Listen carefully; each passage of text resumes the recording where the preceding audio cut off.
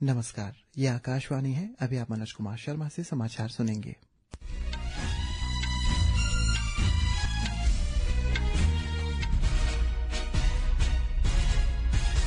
पहले मुख्य समाचार। केंद्रीय गृह मंत्री अमित शाह ने लोकसभा में घोषणा की कि श्रीनगर जिले में ऑपरेशन महादेव के तहत पहलगाम हमले में शामिल 3 आतंकवादी मारे गए हैं। उन्होंने कांग्रेस नेता पी चिदम्बरम पर पाकिस्तान को क्लीन चिट देने का आरोप लगाया। संसद के दोनों सदनों में ऑपरेशन सिंदूर पर विशेष चर्चा जारी। डीआरडीओ ने ओडिशा तट पर प्रलय मिसाइल के लगातार 2 सफल उड़ान परीक्षण किए। शिक्षा मंत्री धर्मेंद्र प्रधान ने कहा कि राष्ट्रीय शिक्षा नीति 2020 भारत में विश्व स्तरीय शिक्षा को बढ़ावा देने की रूपरेखा तैयार करती है। हिमाचल प्रदेश में मंडी जिले में अचानक आई बाढ़ से 3 लोगों की मौत हो गई और 1 लापता हो गया। आईएमडी ने आज राजस्थान, बिहार, मध्य प्रदेश और पश्चिम उत्तर प्रदेश के अलग अलग स्थानों पर भारी से बहुत भारी वर्षा का अनुमान व्यक्त किया। इधर ईटानगर मौसम विभाग ने आज अरुणाचल प्रदेश के 8 जिलों के लिए येलो अलर्ट जारी किया। दुनिया भर में बाघ संरक्षण प्रयासों के प्रति जागरूकता बढ़ाने के लिए आज अंतर्राष्ट्रीय बाघ दिवस मनाया जा रहा है। अब समाचार विस्तार से। लोकसभा में आज ऑपरेशन सिंदूर पर विशेष चर्चा फिर से शुरू हुई। चर्चा में भाग लेते हुए गृह मंत्री अमित शाह ने कहा है कि कल ऑपरेशन महादेव के दौरान भारतीय सेना, सीआरपीएफ और जम्मू कश्मीर पुलिस ने पहलगाम आतंकी हमले में शामिल 3 आतंकवादियों को मार गिराया। उन्होंने कहा है कि आतंकवादियों के पास से 3 राइफल जब्त की गई, जिनका इस्तेमाल पहलगाम आतंकी हमले में किया गया था। श्री शाह ने बताया है कि तीनों आतंकवादियों सुलेमान शाह, जिब्रान और हमजा अफगानी का सफलतापूर्वक सफाया कर दिया गया है। श्री शाह ने जोर देकर कहा है कि सुरक्षा बलों को निर्देश दिया गया था कि वे पहलगाम हमले के लिए जिम्मेदार आतंकवादियों को देश छोड़ने नहीं देंगे। उन्होंने देश के सशस्त्र बलों की सराहना करते हुए कहा है कि उन्होंने आतंकवादियों का सफाया किया और उनके शिविरों को सर्जिकल स्ट्राइक के साथ ध्वस्त कर दिया। गृह मंत्री ने कहा है कि देश के सुरक्षा बलों ने न केवल आतंकवादियों का सफाया किया, बल्कि उन्हें भेजने वाले को भी निशाना बनाया है। उन्होंने कहा है कि जिस दिन लश्कर ए तैयबा ने हमले की जिम्मेदारी ली, उसी दिन सरकार ने देश के सशस्त्र बलों को न्याय दिलाने की जिम्मेदारी सौंपी थी। उन्होंने जोर देकर कहा कि नरेंद्र मोदी सरकार आतंकवाद के खिलाफ जीरो टॉलरेंस की नीति अपनाती है। श्री शाह ने पूर्व गृह मंत्री पी चिदम्बरम की आलोचना की है। उन्होंने आतंकवादियों के पाकिस्तान से होने का सबूत मांगा और पाकिस्तान को क्लीन चिट देने की दिशा निर्देश जारी की। चर्चा में भाग लेते हुए डीएमके के कनिमोझी ने कहा कि श्री शाह ने विपक्ष की आलोचना की और ऐसे दिखाया कि वे कम देशभक्त है, लेकिन डीएमके ने भी देश को निराश नहीं किया। उन्होंने आगे कहा कि पहलगाम आतंकी हमले के बाद विपक्षी दलों ने सरकार को अपना समर्थन दिया था। विपक्ष के हंगामे के बाद राज्यसभा की कार्यवाही दोपहर 2 बजे तक के लिए स्थगित कर दी गई थी। सदन की कार्यवाही शुरू होते ही उपसभापति हरिवंश ने शून्यकाल चलाने की कोशिश की, लेकिन विपक्षी सदस्यों ने बिहार में एसआईआर सहित विभिन्न मुद्दों पर चर्चा की मांग को लेकर हंगामा किया। उपसभापति ने कहा है कि उन्हें विभिन्न राजनीतिक दलों से विभिन्न मुद्दों पर 24 संस्थागत प्रस्ताव मिले थे, लेकिन संशादेश का हवाला देते हुए उन्हें खारिज कर दिया गया। शोरगुल के बीच सदन की कार्यवाही दोपहर 2 बजे तक के लिए स्थगित कर दी गई। इस बीच राज्यसभा में ऑपरेशन सिंदूर पर चर्चा हुई। रक्षा मंत्री राजनाथ सिंह ने सदन को संबोधित किया। केंद्रीय कृषि एवं किसान कल्याण मंत्री शिवराज सिंह चौहान ने कहा है कि सरकार ने पिछले 10 वर्षों में किसानों की आय और खाद्यान्न उत्पादन बढ़ाने के लिए अनेक उपाय किए हैं।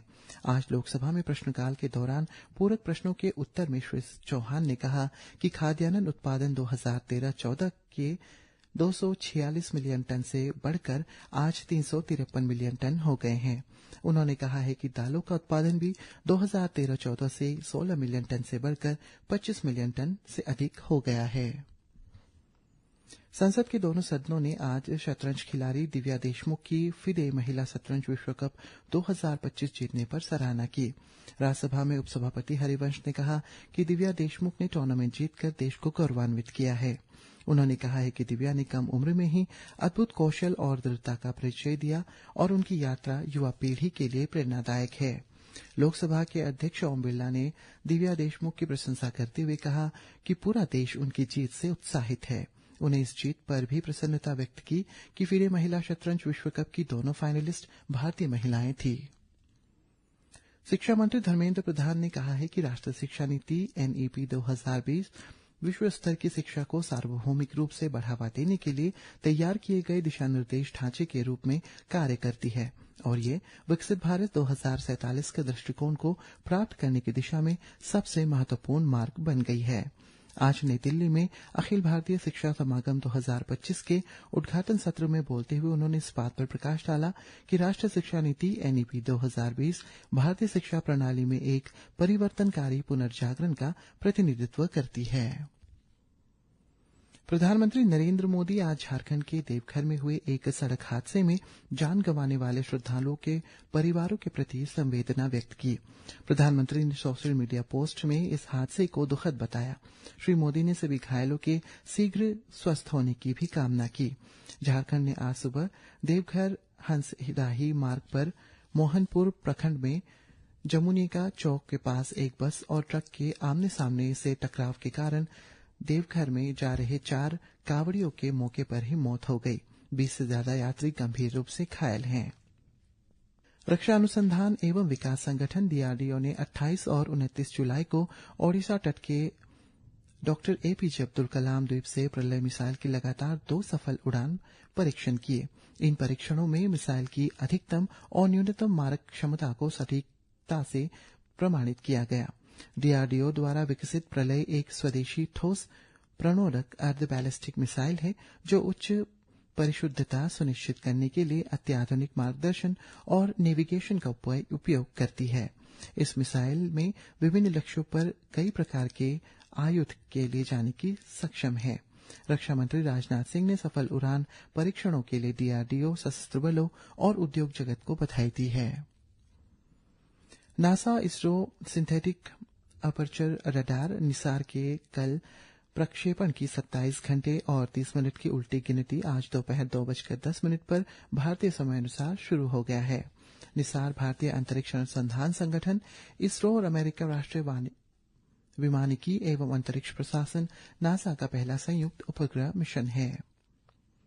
हिमाचल प्रदेश के मंडी में रात भर हुई भारी बारिश के बाद जल रोड पर बादल फटने से 3 लोगों की मौत हो गई है और 1 लोग लापता है। इस बार से व्यापक बाढ़ और भूस्खलन हुआ है जिससे बुनियादी ढांचे पर बुरा असर पड़ा और कई इलाके अथल पुथल हो गए हैं। मुख्यमंत्री सुखविंदर सिंह सुक्खू ने इस त्रासदी पर दुख व्यक्त किया। मौसम विभाग ने 4 अगस्त तक राज्य में भारी बारिश की चेतावनी जारी की है। इस बीच भारतीय मौसम विज्ञान विभाग आईएमडी ने आज पूर्वी राजस्थान, बिहार, हिमाचल प्रदेश, मध्य प्रदेश और पश्चिमी उत्तर प्रदेश में अलग अलग स्थानों पर भारी से बहुत भारी बारिश का अनुमान व्यक्त किया। मध्य प्रदेश में पूरे राज्य में भारी मानसूनी बारिश हो रही है जिससे सभी नदियां उफान पर है। राज्य में इस मौसम की 70% बारिश हो चुकी है। इधर ईटानगर मौसम विभाग ने आज अरुणाचल प्रदेश के 8 जिलों ईस्ट कामेंग, कुरुंग कुमे, पापुमपारे, ईस्ट सियांग, अंजाव, लोहित, नामसाई और चांगलांग के लिए येलो अलर्ट जारी किया। विभाग के अनुसार इन जिलों में अगले 24 घंटों में अलग अलग स्थानों पर गरज के साथ बिजली गिरने की संभावना है। आज अंतर्राष्ट्रीय बाघ दिवस मनाया जा रहा है। बाघों के प्राकृतिक आवासों के संरक्षण और दुनिया भर में संरक्षण प्रयासों के प्रति जन जागरूकता और समर्थन को बढ़ावा देने के लिए हर साल 29 जुलाई को यह दिवस विश्व स्तर पर मनाया जाता है। इस अवसर पर नई दिल्ली स्थित राष्ट्रीय प्राणी उद्यान में आयोजित एक कार्यक्रम को संबोधित करते हुए केंद्रीय पर्यावरण, वन एवं जलवायु परिवर्तन मंत्री भूपेंद्र यादव ने कहा है कि प्रधानमंत्री नरेंद्र मोदी के नेतृत्व में देश में 11 नए बाघ अभयारण्य जोड़े गए हैं जिनकी संख्या 2014 में 47 से बढ़कर अब 58 हो गई है।